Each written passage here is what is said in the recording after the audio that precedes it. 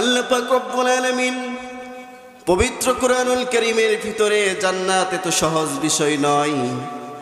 আল্লাহ পাক রব্বুল আলামিন বলছেন, ইন্নাল্লাযীনা কাযযাবু বিআয়াতিনা ওয়াস্তাকবারু আনহা লা তুফাত্তাহু লাহুম আবওয়াবুস সামাই ওয়া লা ইয়াদখুলুনাল জান্নাতা حتى يلج الجمل في سم الخياط وكذلك نجزي المجرمين جربنا الله أكبر সূরা আরাফের 40 নম্বর আয়াতে কারিমার ভিতরে আল্লাহ পাক রব্বুল আলামিন বলেছেন, যারা আমার আয়াত আমার বিধান সমূহকে অস্বীকার করে, আমার বিধান সমূহগুলো মানে না এবং তারা অহংকার করে, এদের দোয়া কোনোদিন, এদের আমল কোনোদিন আসমানে উঠবে না।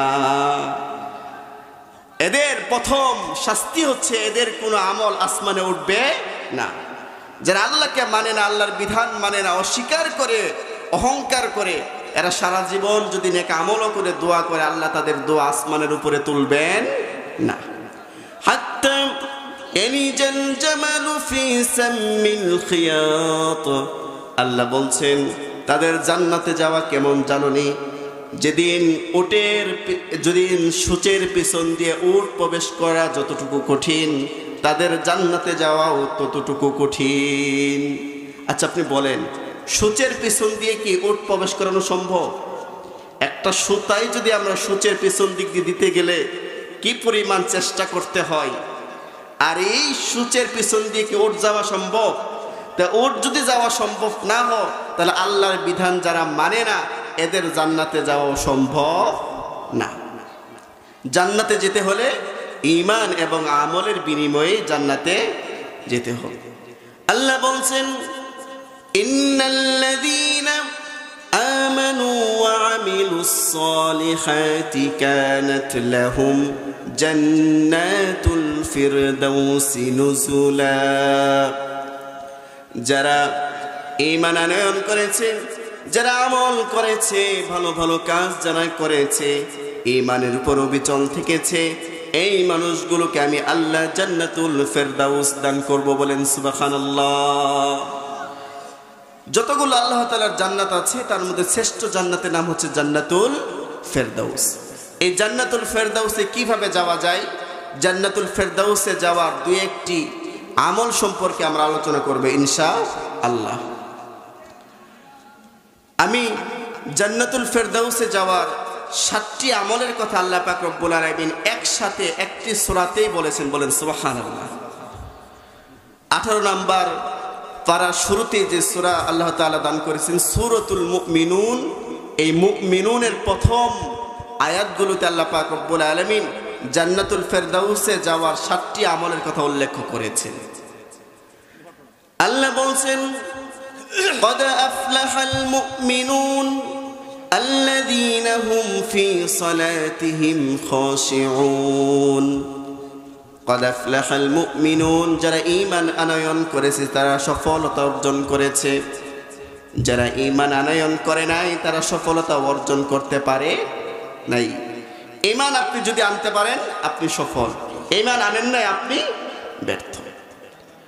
পুরা পৃথিবীর রাজত্ব করেছে ফেরাউন, নমরুদ, কিন্তু ঈমান নাই, তারা কি ব্যর্থ না? ব্যর্থ। কারুনের কত অঢেল সম্পদ ছিল, ঈমান আনয়ন করতে পারে নাই, ব্যর্থ না? আবু জাহেল, আবু লাহাব, আবু তালেব ঈমান আনয়ন করে নাই, ব্যর্থ না? ব্যর্থ। আবার আপনাদের এলাকায় যেই মানুষটা দিন আনে দিন খায়, রিক্সা চালায় খায়, কিন্তু তার ভিতরে ঈমান আছে, তার দাম আল্লাহর কাছে আছে নাকি নাই? আছে।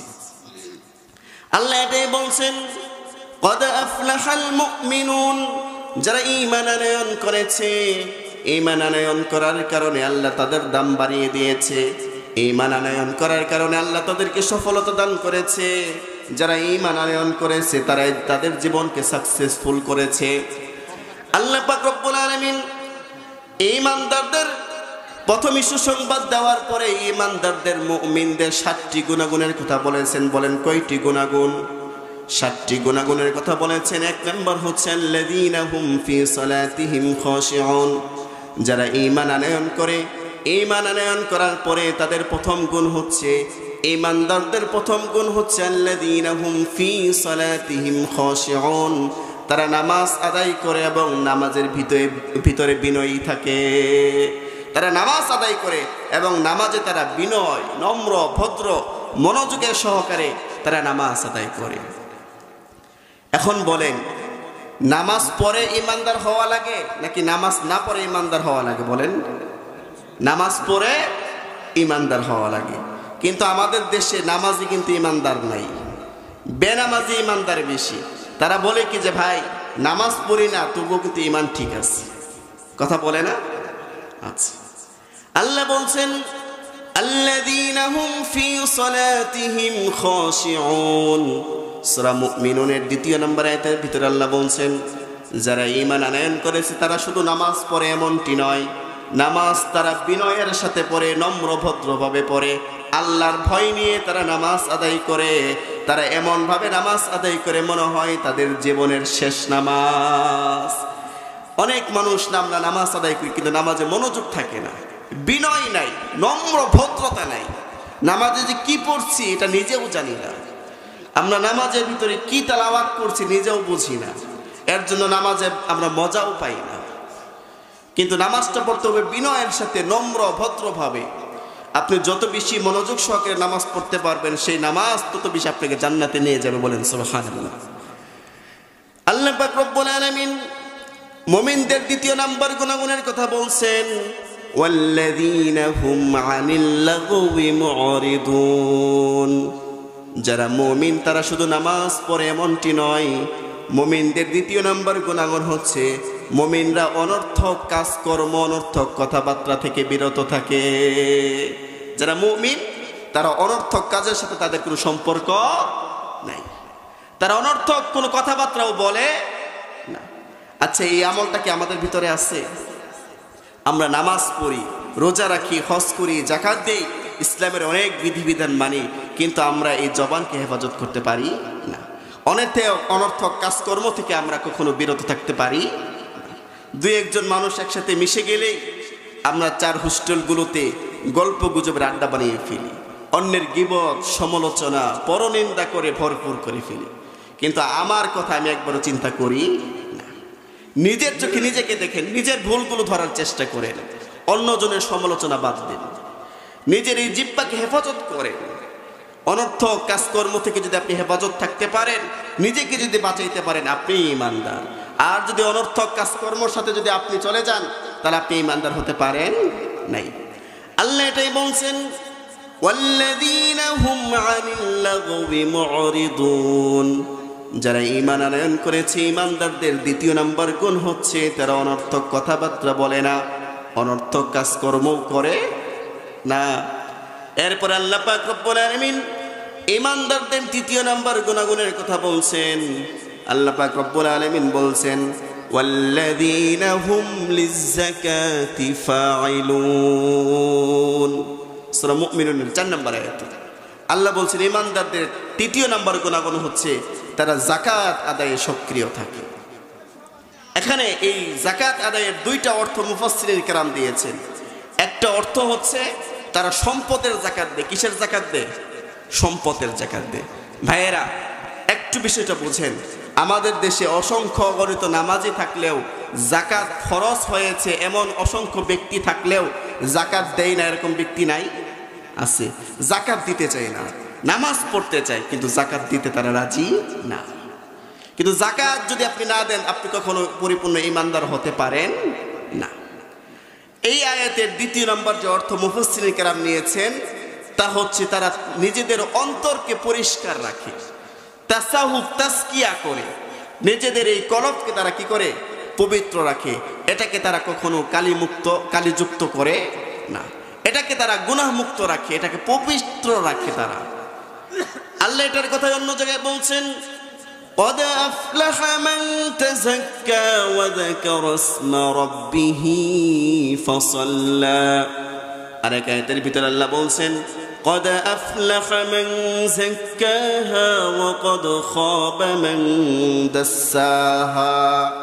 আল্লাহ পাক রব্বুল আলামিন বলছেন যারা এই অন্তরকে পবিত্র রাখতে পেরেছে এই মানুষগুলোই সফলতা অর্জন করেছে। বলেন সুবহানাল্লাহ। যদি আপনার এই অন্তরটা পবিত্র না থাকে আপনি কখনো সফল হতে পারবেন না। এর জন্য আমাদের যাকাত দিতে হবে, আমাদের অন্তরের পবিত্রতা অর্জন করতে হবে এবং আমাদেরকে আমাদের সম্পদেরও পবিত্রতা অর্জন করতে হবে। যাকাত যদি না দেন আপনার সম্পদ কখনো পবিত্র হবে না। আল্লাহ পাক রব্বুল আলামিন মুমিনদের 4 নম্বর গুণাগুণের কথা বলছেন। আল্লাহ পাক রব্বুল আলামিন সূরাতুল মুমিনুনের 5 নম্বর আয়াতে কারিমার ভিতরে বলেন ওয়াল্লাযীনা হুম লিফুরুজিহিম হাফিযুন। যারা মুমিন তারা তাদের লজ্জা স্থানকে হেফাজত করে। বলেন সুবহানাল্লাহ। লজ্জা স্থান হেফাজত করা দরকার আছে না? আচ্ছা, এই লজ্জা স্থানকে যদি আপনি হেফাজত করতে না পারেন আপনি কখনো মুমিন হতে পারবেন না। এবং লজ্জা স্থান কিভাবে হেফাজত করবেন এটাও আল্লাহ পাক রব্বুল আলামিন কোরআনুল কারীমের ভিতরে বলেছে।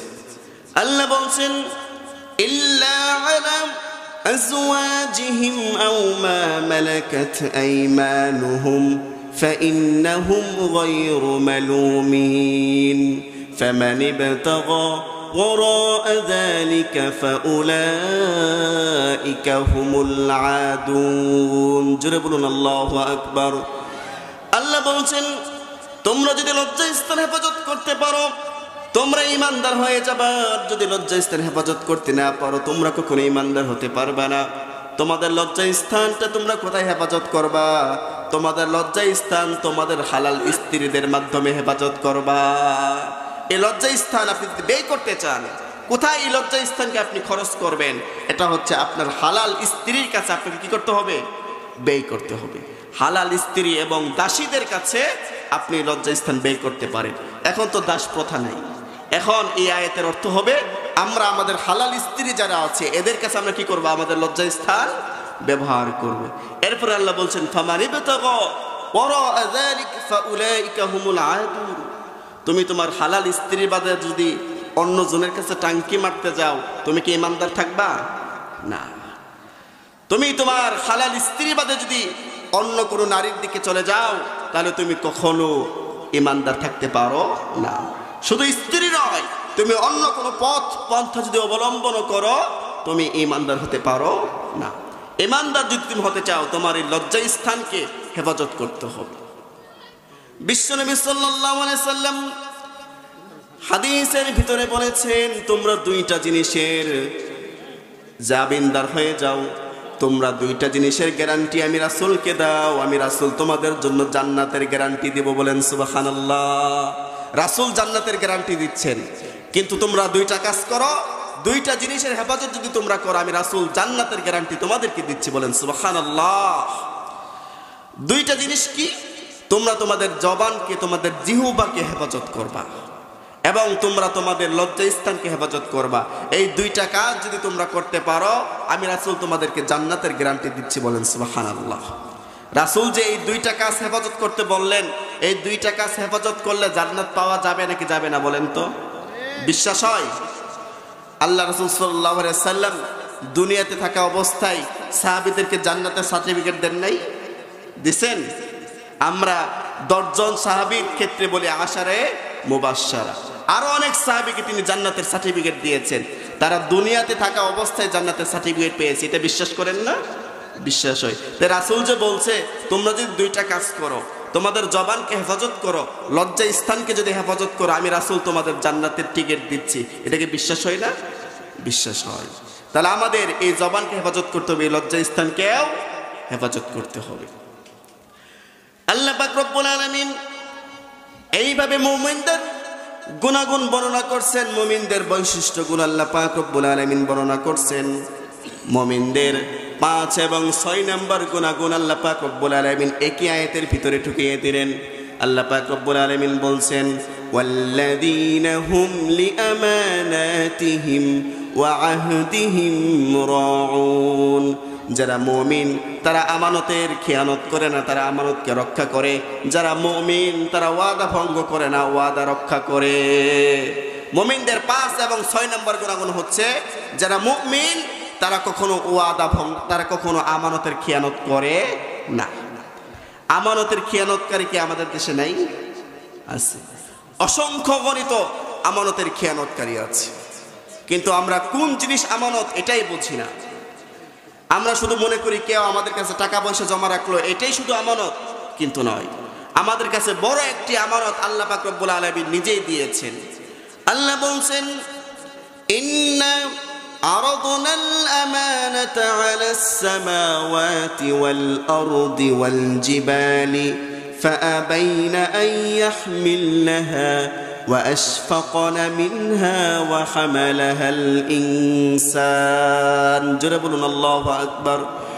আল্লাহ পাক রব্বুল আলামিন বলছেন, আমি